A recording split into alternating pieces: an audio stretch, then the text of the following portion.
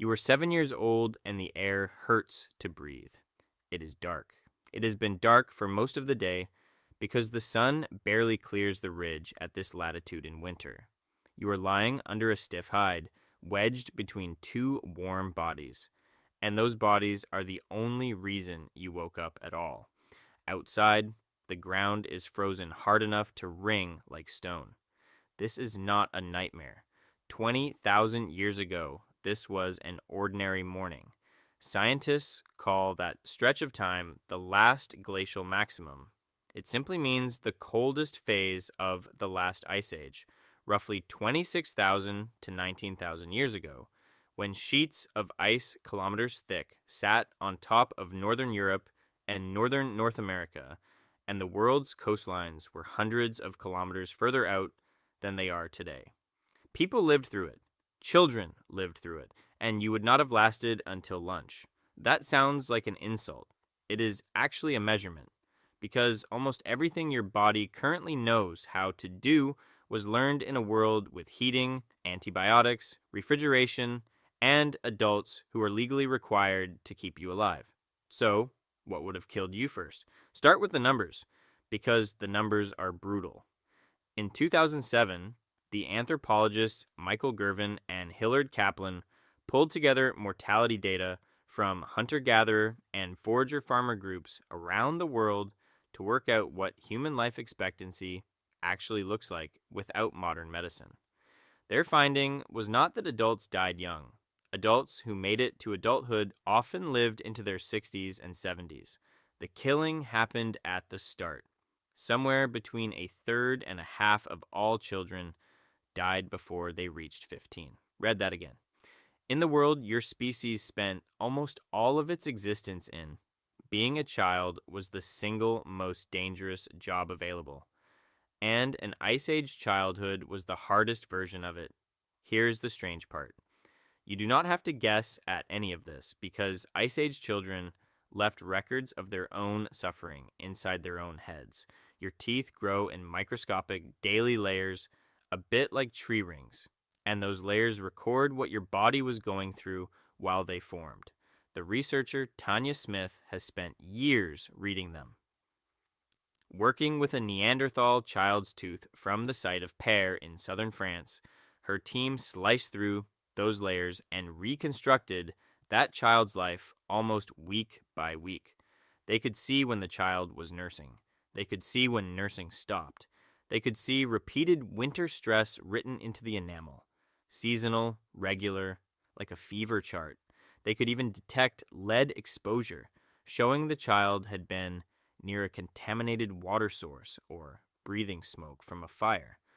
A child who died before writing existed still told us what their winters felt like. So, let's reconstruct one of those winters. Let's put you inside it. You wake in a shelter that is not a cave.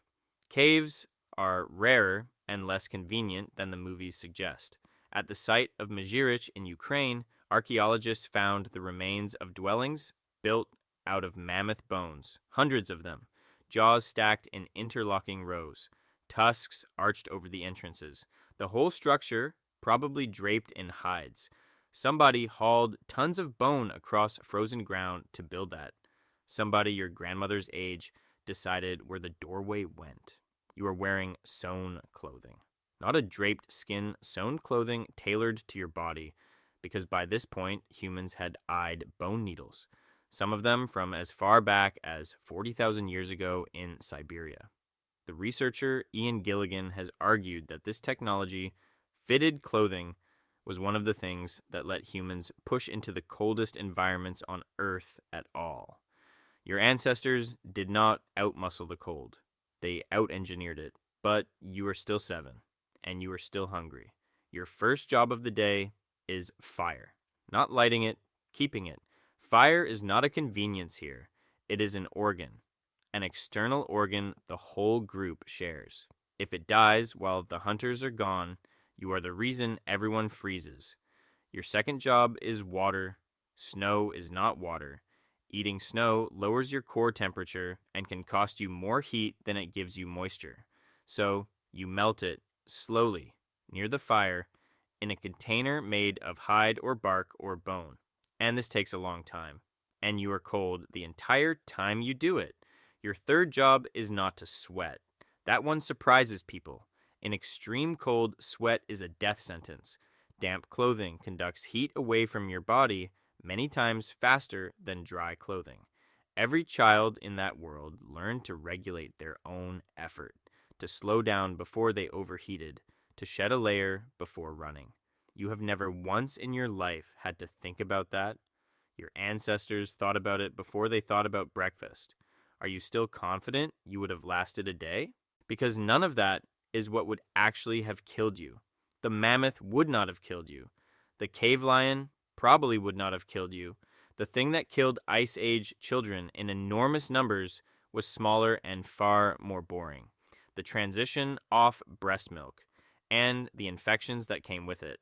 Human milk carries a mother's immune system directly into her child. The moment that stops, a small body has to face bacteria, parasites, and contaminated water using nothing but its own untested defenses, while also, for the first time, competing for food that is already scarce. Weaning was the cliff edge. Most children who died did not die dramatically. They died of diarrhea, of fever, of something with no name. And now here is the twist, the part that turns this entire story upside down. Given all of that, given the mortality, the cold, the scarcity, human beings should have evolved to grow up fast. That is what animals under pressure do. Get big, get useful, reproduce before something eats you. Humans did the exact opposite. Hillard Kaplan and his colleagues measured how many calories foraging children actually produce compared to how many they consume, working with groups like the H in Paraguay and the Hiwi in Venezuela. A human child does not break even until somewhere around the late teens. For nearly 2 decades, a child is a pure cost. In an Ice Age winter, that is not a mild inconvenience. That is a group of starving adults choosing every single day to feed a person who gives them nothing back.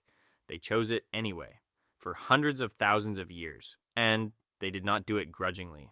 Go to Sungir in Russia, a site roughly 34,000 years old.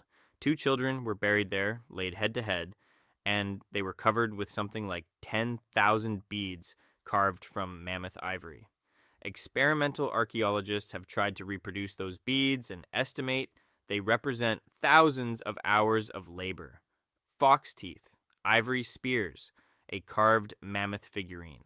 The anthropologist Eric Trinkus, who studied those skeletons, noted that one of the children had severely bowed thigh bones, a condition that would have made walking difficult or impossible.